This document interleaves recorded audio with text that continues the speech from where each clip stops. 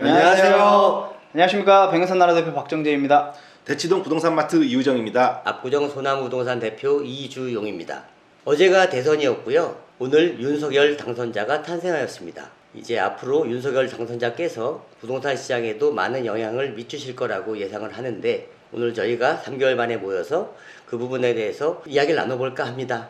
자, 부동산 업계, 부동산 투자자, 부동산 쪽에 계신 분들은 윤석열 당선자가 되신 걸 환영하는 분위기가 많죠. 카톡방이나 이런 데 들어가 보면 큰일 날 뻔했다 라는 반응들이 거의 대다수였고요. 윤석열 당선자가 된 것을 진심으로 축하해 주시는 분들이 많이 있어요. 요번에 정권 교체가 된 게 여러 가지 이유겠지만 문재인 정부의 부동산 정책 실패가 가장 큰 요인이 아닐까라는 생각이 있기 때문에 저도 그렇게 생각합니다. 문재인 정부에서 부동산 정책을 좀 실기했던 것 중에 하나가 노무현 대통령 때 있었던 김수현 씨의 정책을 다시 한번 그대로 재탕했던 것들이 그렇죠. 좀 실기가 아니었을까라는. 결과가 좋지 않았어요. 네, 맞습니다. 과정도 중요한데 사실은 저희한테는 결과가 더 중요한 상황이 됐죠. 가만히 있는 사람들은 벼락거지가 됐고, 사실은 벌은 사람도 불행했고 벌지 못한 사람도 불행한 부동산 정책이지 않았을까 싶어요. 대치동 고객분들은 그 대선 전에 윤석열 당선자가 된다면 어떻게 되기를 기대하고 있던가요?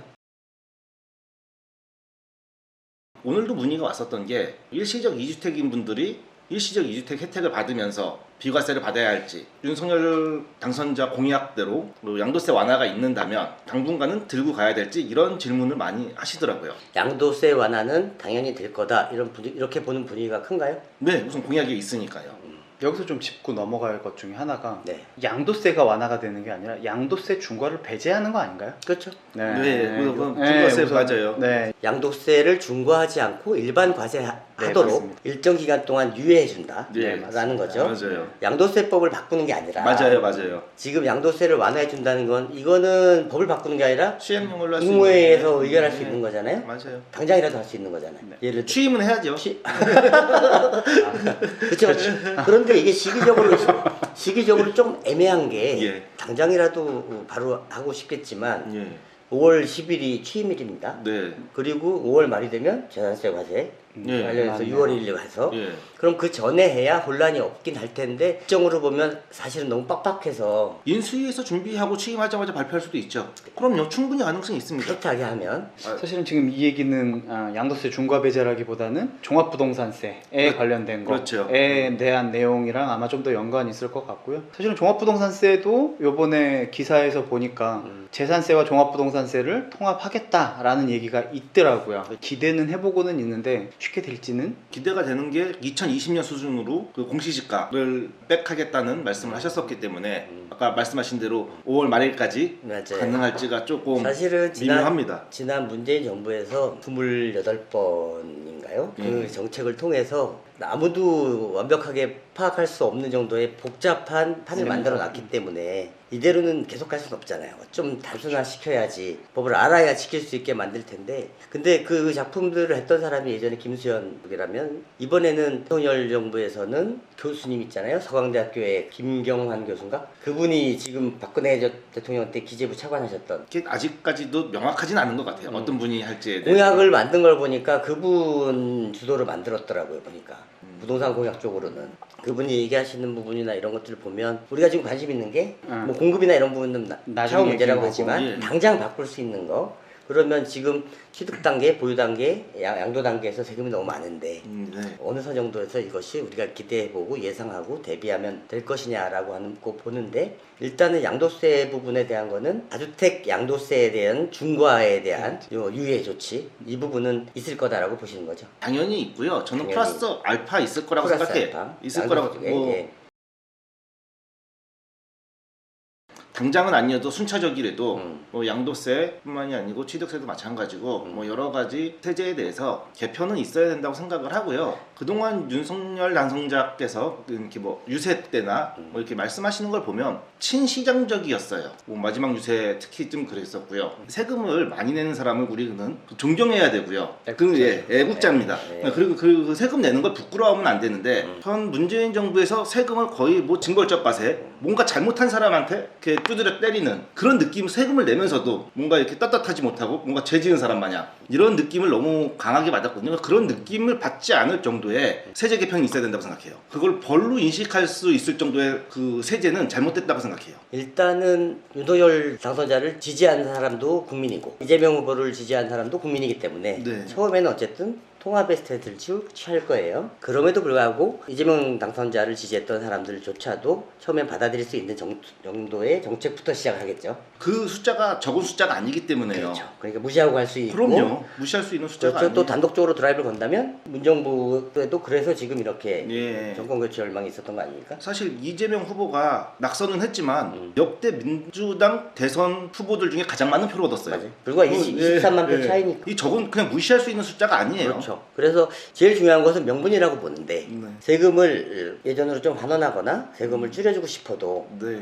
명분이 있어야 되는 건데 그 명분이라고 하는 것은 지금 막혀있는 거래 절벽을 해소하기 위해서 정상적으로 돌아가게 가격을 크게 상승시키지 않으면서 거래 절벽을 해소하기 위해서 할 수 있는 정책부터 이제 한다고 보는데 거기서 가장 첫 번째로 할 수 있는 게 아까 말한 대로 양도세 중과를 한시적으로 유예해주는. 저는 솔직히 그런 세제 뭐 제 개인적인 생각입니다. 뭐 윤 당선자께서 어떻게 생각하실지 어떤 정책을 어떻게 만드실지는 모르겠지만 당선자분께서 굉장히 친시장주의적인 사고를 가졌다고 생각을 하시는데 네. 가격이 오를까봐 이런 걸 못한다, 내릴까봐 이럴까. 오른 것도 시장이 만든 거고요, 떨어진 것도 시장이 만든 가격이거든요. 거기에 그 가격에 손을 대는 순간부터 시장이 굉장히 혼탁해진다는 걸 우리는 지난 5년 동안 너무 많이 봤어요. 오르면 오른 대로의 이유가 있는 거고 떨어지면 떨어진 대로의 이유가 있는 거고 그 금액을 인정을 해주고 그게 오른 금액은 나쁜 거다, 뭐 떨어진 금액은 좋은 거다, 이렇게 시장을 안 바라봤으면 좋겠어요. 그렇게 하고 양도세 중과와 양도세 중과를 유예해준다 하더라도 부담되는 취득세 때문에 거래가 또 자유롭지 않은 상황이니까 많이 현명한 방법들을 잘 연구하셔서 인수위 부사해가지고 잘 준비해서 좋은 정책을 시전함으로써 부동산 시장에 안정도 되고 모든 사람들이 부동산 쪽으로 스트레스 받지 않는 이런 상황이 될 수 있도록 잘 해주셨으면 하는 바람이 있습니다. 요즘에는 음아파트는 어떤가요? 요즘에 대선을 앞두고서 혹시 뭐 변화되는 흐름이 있었나요? 계속 관망이었죠. 그러니까 대선 결과가 명확하게 윤 당선자가 될 건지 이재명 후보가 될 건지에 대해서 설왕설래가 너무 많았고 그렇기 때문에 섣불리 움직이지 못하는 시장이었고요. 그러면 매도인들 같은 경우는 내놓으려는 마음이 있던 분들이 가만히 계시다가 일단 당선자가 정해졌으니 예. 조금 지켜보겠네요. 네. 오히려 더 그런 분들 계십니다. 그렇죠? 그 더 서둘러서 팔려고 하는 분은 없겠네. 예. 오늘 상담하신 결과는 금액을 조금 상향 조정. 좀 올려달라. 네. 윤석열 후보가 당선되었을 때 양도세 중과를 기대할 수 있겠다라고 생각해서 그때 되면 팔아야지라고 대기하시는 분들은 전 제법 많이 봐요. 중과 배제 되면 네. 그 당시 상황에 바로바로 적응을 못 하셔가지고 물리신 분들, 퇴로가 없었던 그렇죠. 분들이 계셨거든요. 그런 분들 같은 경우는 이번에 좀 해서 정책, 양도세 유예 정책에 나오면 좀 팔아야겠다. 좀 이런 분들이 계신데 이제 팔더라도 발 받고 팔고 싶다라는 생각으로 그럼요. 바뀌겠죠 이제. 그러나 갭 투자가 목적이었던 분들은 그렇게 생각을 하셨을 것 같아요. 양도세를 조금 중과 배제를 해주든지 완화를 해주면 이제 얼른 털고 그동안 마음고생했던 거. 그렇죠. 이 다주택자 같은 경우는 강남에 이제 압구정동 현대아파트를 세 채 갖고 계신 다주택자가 아니고 예. 이걸 하나 갖고 계신데 다른 주변에 그렇죠. 그런 저기 분들은 좀 그럴 수 어설픈 있다고. 것들을 한두 개 갖고 계셨던 걸 이번 기회에 정리해야겠다. 맞아요. 이거는 그냥 갖고 가는 건 당연하지 라는 예. 입장이신 거고 맞아요. 저 은평구에도 대선 전부터 약간의 흐름 변화가 있다고 할 것 같던데요. 네, 좀 분위기가 전세시장, 매매시장 좀 나눠서 한번 말씀해 주시면. 우선 전세 시장 같은 경우에는 움직임이 거의 없었고요. 현재도 전세는 문의가 좀 많이 끊겨 있는 상태예요. 전세는 문의가 끊겨 있다. 네, 그리고 좀 쌓여 있고 급한 전세 매물들이 쌓여 있는 편이었고요. 매매 같은 경우에도 사실은 급매물 위주로 많이 움직였어요. 사실은 거래가 안 될 줄 알았는데 급매물을 그거보다 조금 더 조정해서 현재로서는 지금 저희 쪽은 매수자 우위 시장이라고 좀 보여지거든요. 매수자 우위 시장. 그래서 매수자가 조금 더 원하는 조건으로 거래를 해서 그 거래가 됐습니다. 그러면 문제는 하향 신호였다면 최저가로 거래된 거 밑에 있는 물건들이 나와서 그게 거래가 돼야 가격대가 떨어지는데 그 중간에 있는 바닥 다지기로 통해서 그 급매물들이 싹 사라지고 이제 그 다음 단계에 있는 매물들이 거래되기 위해서 준비하고 있는 상태라고 보여져요. 사실은 대선 전부터 좀 움직였던 경향이 있었고요. 이제 대선 이후 되면 매도인 분들께서도 조금 마음을 좀 바뀌실 것 같고요.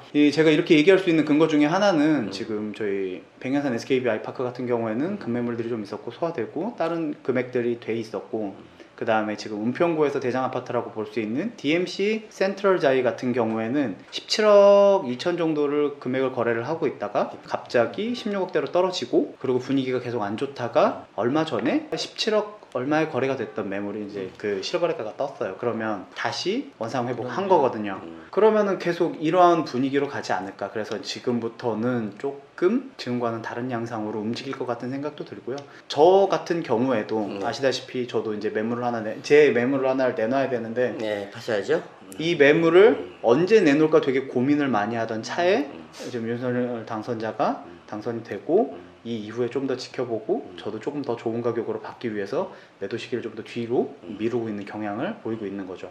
그러면 분위기는 조금 더 많이 다르게 바뀔 것 같다는 생각이 좀 많이 들고 있습니다. 5월 말까지 팔아야 되는 분들과 그렇지 않고 그 이후에 팔아야 되는 분들의 입장 차이는 있을 것 같아요. 많이 있을 것 같아요. 예, 5월 말 안에 팔아야 되는 분들은 5월 말까지는 이 가격이 상승하려는 부분들에 대한 약간 억제하는 효과가 있을 거라고 보이지만, 맞아요. 6월부터는 어차피 6월 1일이 지난 순간이라면 이제 윤석열 당선자께서 재산세와 종부세에 대한 것들을 좀 조정을 해주신다면 굳이 5월 말까지 팔아야 되는 상황이 안 될 수도 있는 그 거죠. 사인은 어쨌든 네. 곧 주겠네. 네. 그렇죠. 5월 10일 취임 이전에 한 번 정도 더 내는 거는 큰 의미가 없어요. 종부세, 재산세. 그게 저번에는 사람들이 피상적으로 1억 2억 에이 내고 말지 라고 했는데 정말로 1억 2억을 받아보신 분들은 헉했고 물건을 내놨고 물건이 안 나갔고 그거에 대한 스트레스를 굉장히 많이 받고 계셔서 사실은 한 번 더 낸다는 스트레스는 맞아요. 저도 스트레스가 충분히 크다고 생각해요. 우리 유정 대표님 주변에 계신 분들은 그냥 차 한 대 바꿀 돈으로 그냥 생각하시면 되지만 포지션이 좀 다른 것 같아요. 왜냐하면 강남 쪽이랑 이제 강북 쪽이랑 조금 포지션이 조금은 다를 것 같은데, 이제 그렇게 맞으신 분들은 조금 많이 떨고 계시는 경향이 좀 있다고 보여져요. 그리고 다주택자 한 3주택자쯤 되시는 분들이 오랫동안 다주택 하시면서 세금도 여러 번 내시고 하셨던 분들도 있고 최근에 2, 3년 사이, 3, 4년 사이에 이런 좋은 장 때문에 처음으로 다주택자가 되신 분들이 계시거든요. 그분들은 막대한 세금, 양도세를 내본 적이 없는 분들이 계세요. 이분들한테는 데미지가 훨씬 크게 느껴지는 거고, 이제 종부세 얘기하시는 거죠? 아니요, 양도세 같은 경우도 양도세든 종부세든. 예, 여기 강남에 계셨던 분들은 맞아요. 2주택, 3주택, 4주택을 수시로 보유하셨던 분들은 오른 금액이 다 내 돈이 아니고 거기서 3, 40%는 항상 세금이었어라고 생각했는데 그게 60, 70%, 80%가 되는 건 말이 안 되라는 입장이었다면, 지금 최근에 이 좋은 장에 3주택 내셨던 분들은 1주택 비과세 이런 부분에 익숙하셔 계시다가 이제 2주택, 3주택하게 돼서 오른 금액에서 30%, 40%를 내는 것도 사실은 안 돼 보시고 그만큼을 내야 돼라는 거에 대해 실감을 처음 하시는 분들도 계시거든요. 실질적으로 이제 저 같은 경우에는 원래는 비조정 지역이었다가 조정 지역으로 묶이는 바람에 갑자기 묶이고 그게 매도가 안 되는 바람에 30%를 내야 될 걸 50몇 %를 낸 적이 있어요. 내가 내야 되는 양도세가 갑자기 꽁충 뛰어버린 거예요. 그러고 나니까 되게 많이 허탈하더라고요. 그렇죠. 그러니까 50%를 그렇게 한번 맞으면 그 다음부터 30% 정도는 항상 내야 된다는 것을 가격이 오르는 순간부터 미리 반영하고 있다면, 그렇게 세금을 안 내보시고 비과세로만 계속 가셨다가 최근에 3주택이 되셨던 분들이 이제 하나 둘을 처분한다면 그분들은 처음에 내는 양도세에 대한 게 3, 40% 일반 과세를 낸다 하더라도 되게 큰 부담으로 느껴질 수도 있을 것 같아요. 그래서 아까 전에 이제 양도소득세 중과 배제와 양도소득세 완화는 조금 다른 결로 보여지는 그런 것도 있다는 거죠. 선거 전날 저희 사무실 왔었을 때 뵀던 어르신 한 분 계시잖아요. 네, 그 사모님이요? 예, 사모님이요. 그분도 그런 얘기, 참여정부 때 8천만 원 냈다고 하셨어요. 와, 많이 네, 종부세를. 근데 지금 8천만 원이랑 10몇 년 전 8천 또 다른 금액입니다. 한 2억 정도 봐야겠죠? 예, 2억 이상이라고 봐요. 뭐 한두 번은 내지 라는 생각이 있으신 분들도 꽤 있어요, 강남에는. 그런데 이제 기타 지역들은 좀 상황들이 많이 다르긴 하거든.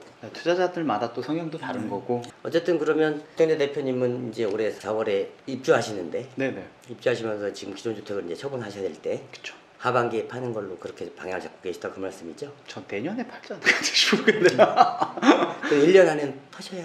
제 뭐 범위 안에서는 최대한 늦게 팔 예정이고, 그거는 사실은 사람이잖아요, 저도. 자, 이게 비밀이지만 제가 한 달 전에 저한테 어떡할까요? 라고 상의하더니 그때는 지금 팔아야 될까요? 아니면은 좀 가을에 팔까요? 하더니 그새 생각이 윤석열 당선자가 당선되고 나서 그럼요. 생각이 바꾸셨군요. 사실은 윤석열 당선자라기보다는 아까 전에 우리가 얘기했던 게 세금 규제도 많이 바뀌었고, 근데 정말로 더 많이 바뀐 것 중에 하나가 대출 규제예요. 대출 규제 때문에 사실은 이게 제가 언제 팔아야 되는지에 대한 감각이 없었던 거죠. 왜냐하면은 제가 대출 전문이 아니기 때문에. 그래서 진짜로 대출 상담사와 이제 제가 필요한 금액들이랑 기간이랑 그 다음에 내가 이것을 양도해야 되는 그 시기를 정확하게 물어본 결과 저는 조금 더 오래 갖고 갈 수 있는 그런 상황이기 때문에 최대한 늦게 팔아보려고 하고 있는 거지, 빠르게 팔으셔야 되는 분들은 빠르게 팔으셔야 될 거예요. 근데 저는 그 시기랑은 조금 다르게 묶여 있어서. 이번 부동산 공약 중에 일본 공약이 250만 호 공급입니다. 공급이요.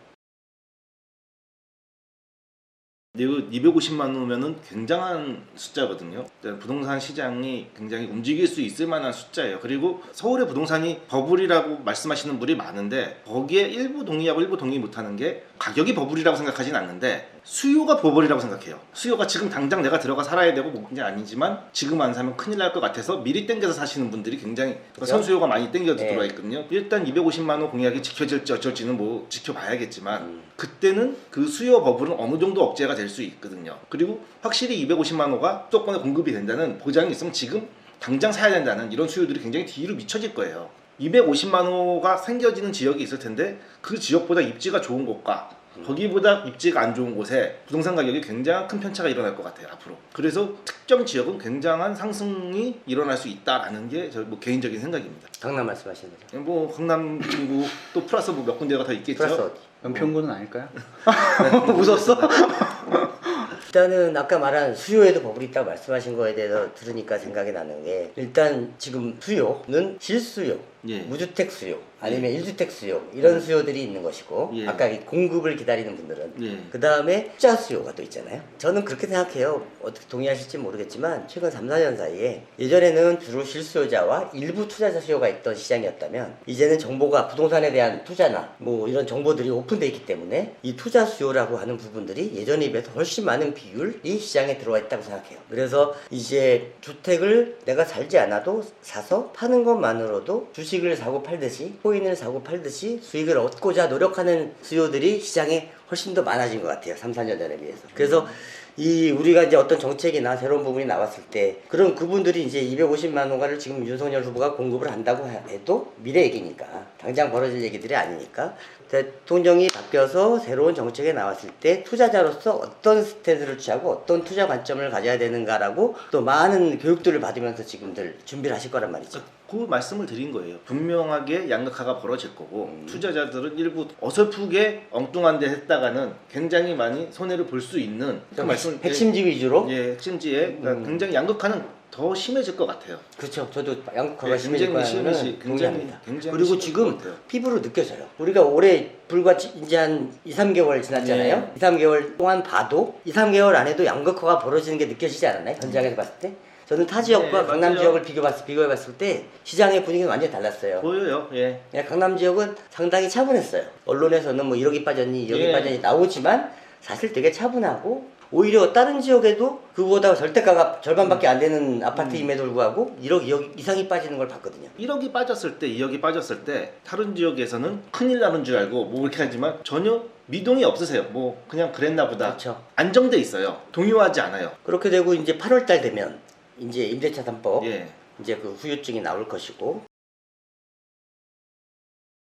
그거에 대해서도 전세가가 뭐 공급이 있는 지역이 있고 없는 지역이 있는데, 음아파트 같은 경우에서는 지금 요즘엔 전세가 좀 쌓여 있다는 얘기를 들은 것 같아요. 지금 전제 수준에서 그냥 유지가 될 것 같아요. 지금 음아파트에 전세가 쌓여 있는 원인은 뭡니까? 주인들이 실입주 들어왔다가 다 나가서 그렇죠. 그거는 뭐 어쨌든 뭐 정부 정책이 그거죠. 예, 그거밖에 없어요. 그렇죠. 정책 그러니까 여기서 안 살 분들이 정책 때문에 억지로 들어왔다가 들어갔다가 이제 안 해도 되니까 예. 다시 나가는 게 저기 간헐적으로 나가는 거기 때문에. 맞아요. 다른 지역 같은 경우는 그런 일이 없거든요. 그러니까 지금 그렇게 공급이 없어요. 저희 쪽은 아직은 좀 많이. 그러니까 뭐 많이 쌓였다기보다는 풀리지가 그러니까 않는. 예전 가격의 전세 매물과 없죠. 예전 가격이 전세는. 이제 그렇죠. 그렇죠. 신가격에 많이 받고 싶은, 그렇죠. 그쵸? 근데 그건 이제 당연하죠. 이제 그 신가격보다는 조금 더 조정되는. 거기서 그렇죠. 약간 빼주는 아, 전에서 전세 매물들이 쌓이는 거고 예. 아파트 같은 경우는 국가격에 국가격까지는 없고요. 그래도 없고요. 그거보다는 조금은 높지만 임대차 산업 시작하는 가격은 지금은 없다고 보셔야죠. 맞아요. 그 중간선인 것 같아요. 기존 금액에서 상향 금액이 있었으면 이 중간선까지 해서 어느 정도 조정이 되는 조정이 된 상태. 예, 그러니까 한 3분의 2 정도에서 아마 예. 형성되지 네, 않을까 싶어요. 그런 매물들로 이어져 있고요. 그리고 또 좀 특이한 게 아파트 같은 경우는 그 높은 금액들도 있는 게 수리해 놓은 거에 대한 편차가 너무 크거든요. 그죠? 몇 억까지 차이 납니까? 같은 31평에서 심지어 6억 미만부터 10억 이상까지 있어요. 와 많이 나네요. 10억 넘는 것도 있죠. 예, 그 편차가 크다 보니 만 그렇게 해요. 아파트 뭐 7억이랬는데요. 제 친구는 아는 사람 7억에 했대는데요. 있어요. 보여드리면 마음에 안 들어 하시거든요. 이건 8억입니다. 제 친구는 7억에 했대는데요. 있고요. 6억짜리도 있어요. 근데 어떤 건 10억이고 왜 이런 너무 그 편차가 커요. 아파트가 이유정 대표님보다 한 살 어리죠. 네. 79년식인가. 아파트 그러면 79년 그때부터 한 번 수리한 집, 두 번 수리한 집, 예. 이 정도 있는 거죠. 그쵸. 한 번 수리한 집, 두 번 수리한 집들도 있고 한 번도 안 한 집은 거의 없죠. 있어요. 샷시 보니까 그런 집이 5억이에요, 그럼? 다 다른데 한 번도 수리 안 했다고 얘기하면 일단 바닥 난방 없이 뭐 도배장판 도배 정도는 했었겠죠. 뭐 40년 동안. 도배 냈다고. 네. 근데 난방 샤시 바닥 난방이 없어요. 라디에이터가 있어요. 라디에이터. 네. 아직 있나요? 아직 있는 집들이 있습니다. 꽤 있어요. 라디에이터. 근데 바닥 난방 없이 라디에이터 했다는 얘기는 화장실, 싱크대, 샤시는 볼 것도 없다는 얘기입니다. 그렇죠. 안 봐도 뻔하다는 얘기예요. 아찔하네요. 가장 최근에 샤시부터 천장까지 진짜 시스템 에어컨까지. 다 놓고 시스템 그렇게 에어컨 하면 이제 10억 이상으로 이제 가는 예. 거고요. 아까도 했지만 그럼 5억짜리 그런 집에 사람이 사냐 그러면은 이건 되게 미묘해요. 사람이 산다고 할 수도 있고 안 산다고 할 수도 있어요.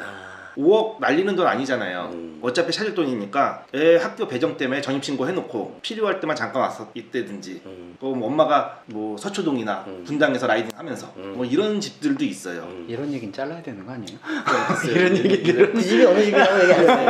하여튼 그러다 보니 가격 차이가 편차가 근데 실거래가에는 그 금액들이 다 뜨잖아요. 그러니까 혼란스러웠지. 예, 그러니까 혼란스러운 거예요. 그렇군요. 오늘 이렇게 이야기 잠깐 나눠봤는데 어쨌든 새로 당선하신 윤석열 당선자께 딱 한 가지씩 이것만 해줬으면 좋겠다. 우리가 부동산 중개사의 입장에서 또 일반 고객들의 입장까지 대변해서 이거 한 가지는 꼭 해주면 좋겠다라고 하는 게 뭐가 있습니까? 여러 개 있죠. 저는 한 가지만 꼽자면 재개발 재건축의 완화. 재개발, 재건축, 재건축의 완화. 규제 완화. 규제 완화. 이정 대표님은 저도 재건축에 대한 규제 완화. 저는 정상적인 조세로의 전환 이렇게 얘기를 하고 싶어요. 요것만 하면 다 돌아오겠네요. 네. 여러 가지 쉽지 않은 상황일 거예요. 지금 놓여있는 상황이 그렇게 녹록치 않고 딱 한두 가지 결정해서 쫙 풀 수 있는 그런 상황은 아닐 겁니다. 많이 엉켜 있어서. 그렇지만 하나씩 차근차근히 잘 준비하셔서 부동산 때문에 온 국민이 스트레스를 받는 그런 상황이 만들어지지 않도록 좀 좋은 정책, 좋은 행정을 해주시기를 이번에 당선되신 윤석열 당선자께 부탁드리는 의미로 우리 크게 격려의 박수를 한번 드리면서 마무리하도록 할까요? 예. 네. 감사합니다. 자, 윤석열 당선자님 잘 좀 부탁드리겠습니다. 화이팅 하십시오. 예, 당선 축하드립니다.